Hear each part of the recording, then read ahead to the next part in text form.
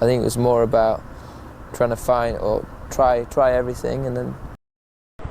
Hello players, जो root क्यों जो रूट है उसके ऊपर बात करते हैं। उनकी पहली एबिलिटी के इन्वायरमेंटली उन्होंने गेम सीखा है जिस तरह बच्चे नॉर्मली करते हैं इमिटेशन करके।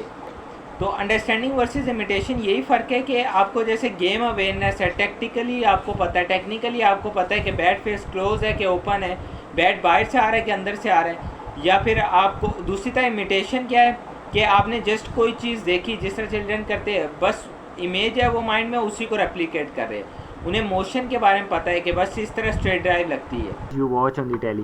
यहाँ पर वो यही बता रहे कि इमिटेशन जो भी टेलीविज़न में हमने क्रिकेटर्स को देखा उनको कॉपी करने की हमने ट्राई की थी, और इसी के साथ वो कहते थे जो शॉट्स जिस तरह मारे उसमें अडॉप्टेबिलिटी को भी इन्होंने शामिल किया था। तो ये मतलब जो उन्होंने रैम्प शॉट खेलते हैं ना जिस तरह, तो वो ये इसी की वजह से आया है। सेकेंड पॉइंट जो कि बहुत इंपॉर्टेंट है कि आपके कोचेस, डिफरेंट कोचेस आपको मिलेंगे, डिफरेंट आपको गाइड करने वाले मिलेंगे, उनकी अपनी लाइकिंग एंड डिसलाइकिंग होती है, ठीक है, पर्सनल पॉइंट ऑफ व्यू होते हैं।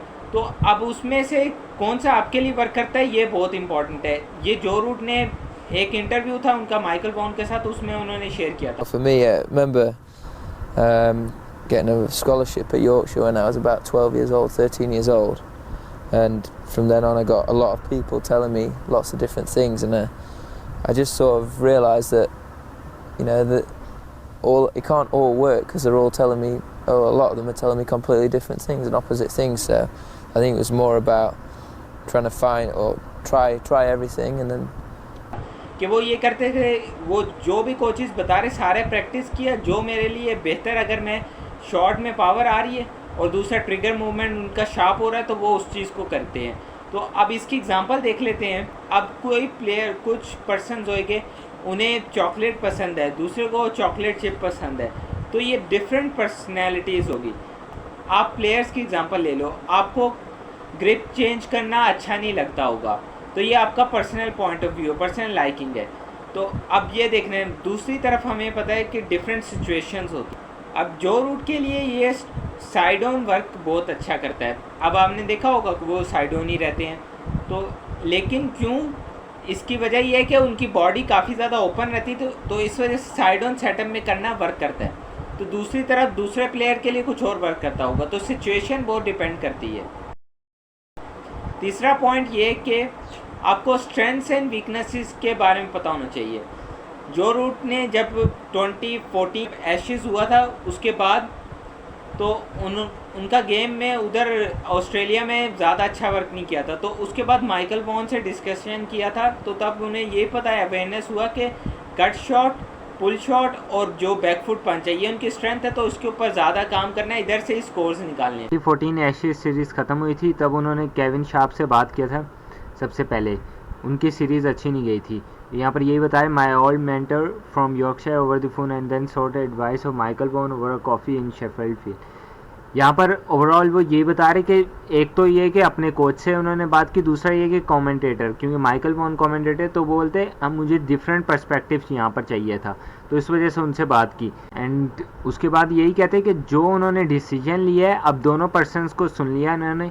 अब डिसीजन किसका? माइकल। आंसर जो माइकल ने बताया था कि अपनी स्ट्रेंथ्स के ऊपर काम करो, कि जो आपकी बेस्ट शॉट्स है, कट शॉट, पुल शॉट और बैकफुट पंच। अब इसकी एग्जांपल आप ले सकते हो। आपको कैसे अपनी स्ट्रेंथ्स एंड वीकनेसेस पता चलेगी? जब तक डिफरेंट सिचुएशंस में नहीं खेलोगे नहीं पता चलेगा। आपको out swing, in swing, different lengths of balls हो गया, अब ये पता चल गया, आपके पास अब डेटा आ गया। अब उसके बाद पता चल गया, फॉर एग्जांपल आपको पता चला कि पुल शॉट मुश्किल हो रहा है, दूसरा ये कि आउट स्विंग बॉल मुश्किल हो रहा है। अच्छा, अब इसका मैच में क्या करना पड़ेगा, टेंडेंसीज हमें समझ आ गई। अगर पुल शॉट को ठीक करना है तो इसके लिए आपने ट्रेविस हेड को देखा होगा कि लिमिटेशन के बावजूद क्या करते हैं कि अपना क्रीज से थोड़ा सा leg side off the ball आ जाते हैं और ओपन कर लेते हैं अपने आप को। तो इस तरह जिस तरह बेसबॉल शॉट होता है वैसे वो खेल रहे थे, तो इस तरह पुल को मैनेज कर लिया। अगर आउट स्विंग है तो आप मिडल स्टंप पे जा सकते हो ताकि ज़्यादा स्ट्रेट की तरफ खेलोगे।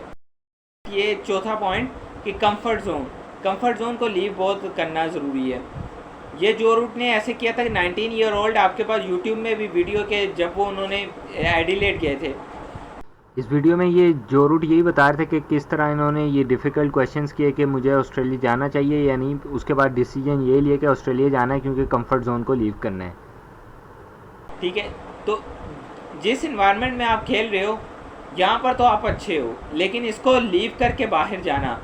अब इसके एक और एग्जांपल देख सकते हो कि फॉर एग्जांपल आपने मैच प्रैक्टिस आपने कर लिया पूरा, बैटिंग प्रैक्टिस या बॉलिंग प्रैक्टिस, उसके बाद कोई भी नहीं है फील्डिंग प्रैक्टिस कराने के लिए, लेकिन उस वक्त भी अगर आप फील्डिंग प्रैक्टिस करते हो तो ये आपका कंफर्ट जोन आप लीव कर रहे हो।